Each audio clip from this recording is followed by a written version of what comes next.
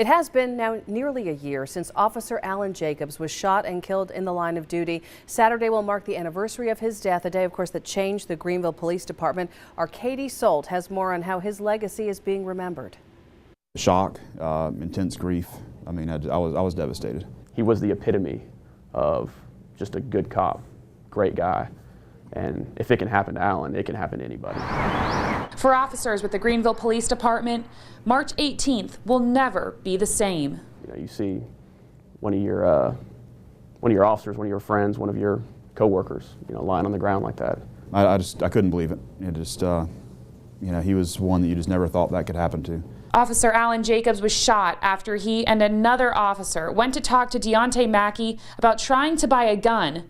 When Mackey fled, officers chased him, and that's when Mackey fired. I don't intentionally go to that area. If I do have to, I will, but I don't drive through there intentionally anymore.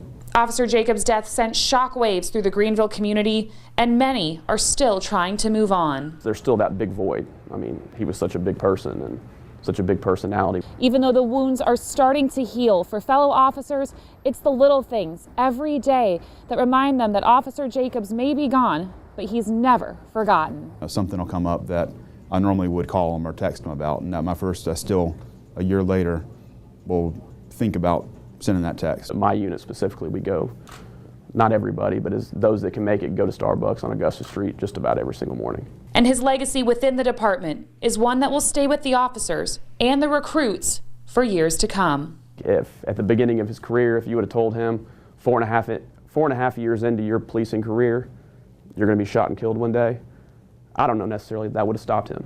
He would have said, well, I got 4.5 years, you know, here we go. And there are many memorial services happening this week in honor of Officer Jacobs, from church services to even a prayer breakfast at Bob Jones University tomorrow morning. And then next Friday, so the 24th, the Greenville Police Department is hosting a blood drive in Officer Jacobs' honor. Live in Greenville, Katie Solt, 7 News. Yeah, it's nice to see all these tributes. You know, Katie, you think about the officers going out there, continuing to do their jobs day after day. How has this event in their lives impacted how they do their work? Well, Amy, some of them say it's brought them closer together as families in uniform, and then others say that before they leave the house every day, they make it a point to hug their families and tell them I love you before they get in that patrol car, because they said you never know when it could be your last day on the job. Thank you, Katie.